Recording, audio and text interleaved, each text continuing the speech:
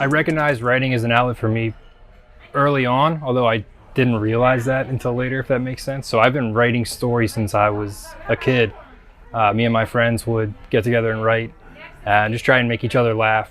That was the goal always. And I didn't realize that that was not what everybody did until probably in college when I started writing in school and realized I'd actually been doing it my whole life. History was always a part of my reading, so I like to read everything, but had always had an invested interest in history.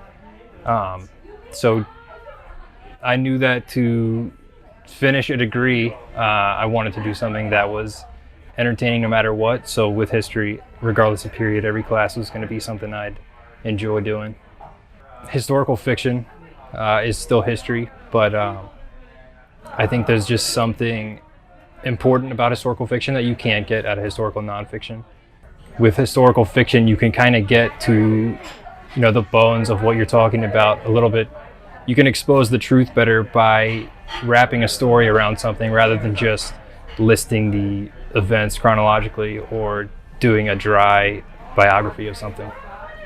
For Matterhorn specifically, which we've talked about on the podcast, he really tells the story of not only Vietnam and not only warfare, but what the average soldier, Marine, sailor, the average leader, what they go through in something so trying, which doesn't have to be just war. Anytime there's a leader going through something, that the fact that it's fiction, he can kind of excavate that, dig it up a little bit better than if he just told a story about a battle in Vietnam. It brushes over what's really important. Yeah, absolutely. So if it's a historical figure and you just talk about their background and their experiences, you don't get the emotions they go through, the push and pull of every decision they make. But by it being fiction, you really get to focus on that, which is more important than the actual events and decisions they ended up making. The benefit of doing anything as a community, and like you said, reading and writing are such isolating things. You do that by yourself. Rarely do you pick a book up and read it together in a group. So by making it a community thing, you get to listen to everyone else's takeaway from the same thing you read. So you and me might read the same book and have two totally different experiences, both valid, but because of our own experiences, we come at it from different angles. And if you just do reading and writing by yourself, you're never going to get to experience the whole picture that's there. Yeah, so through Pipes and Pages, that was kind of the whole reason behind starting it. There was no end state or goal with it. I just knew that I loved to read, and there were specific books I liked to read, and I didn't have those same people in my life who were reading those same books, but I knew they were out there. So by creating Pipes and Pages, I was able to connect with those people. And specifically, like I did a Moby Dick read-along last year, and there were people who've never read it before, people who read it every year, and we were all in the same group.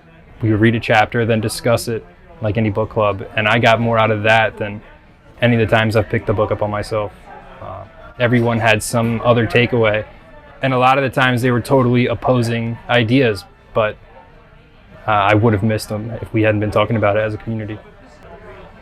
I think a lot of it is just what your own life experience is and what lenses you view the world through. So a lot of the people associated with Dead Reckoning have veteran backgrounds, and that's one of the lenses they view things through.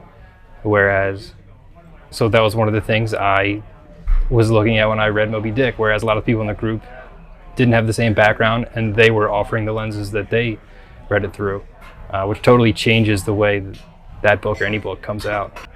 Yeah, reading is definitely a form of service. And I think a lot of people who have more paths that are more obvious forms of service, so being in the military is obviously service, but writing in itself is a form of service, and you have an obligation, I think, to write if you have a story out there that people need to hear. So like when you had Tim O'Brien on the podcast, I think he gets frustrated at one point in his new documentary where he talks about, is it even worth it? Is anyone even paying attention? And he has an obligation to tell those stories because he has a gift and he has insight. And even if only one person hears that message, I think he's obligated to tell it. So that goes to people who are well-established authors and people who are just starting out or just journaling for themselves. It is a form of service to tell those stories, whether it's about yourself or the people you know.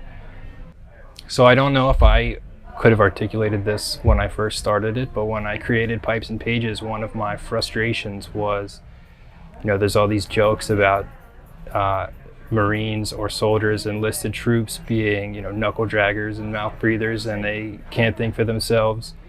They're just robots, they're uneducated, and my experience was the opposite of that. The smartest people I know, the most creative people I've ever met, I served with.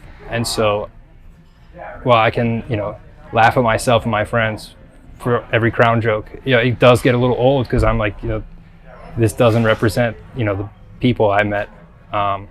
So I knew through Pipes and Pages that a lot of enlisted troops were reading a lot, writing a lot, thinking creatively, and that was a way to come together and make it acceptable. Yes, it's funny, you're just a dumb grunt, but you have something important to say, so here's your place to say it.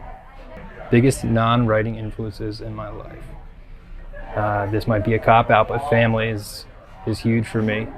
Their experiences, which have been totally different from mine, the way they've supported me or not supported me or whatever, have all been huge influences. So my go-to book recommendations depends on what the person is going for. For example, I have a friend who wanted to get into reading, but didn't really ever read for pleasure in their entire life. So I gave them Redwall because if you know how to read, that's all you need. You don't have to know how to read deeply, you don't have to think critically, but it's such an entertaining story that my hope with that book is he'll enjoy it and then go pick up another book. Where if someone wants to know what is it like to go to war, I give them Matterhorn and say, if you read this book, you'll know what it's like. If people want a challenge, I always give them Moby Dick, because no matter how smart you are, how many times you've read it, there's always more that you haven't unpacked yet. So the recommendation just comes down to what that person's looking for. I'm just really excited to be here. Part of this community is huge, and like we touched on earlier, I think writing and reading alone is great, but you have to do it with a group, because every time you're with a group, they're going to challenge the way you approach reading and writing. And if you do it by yourself, you're just going to end up short.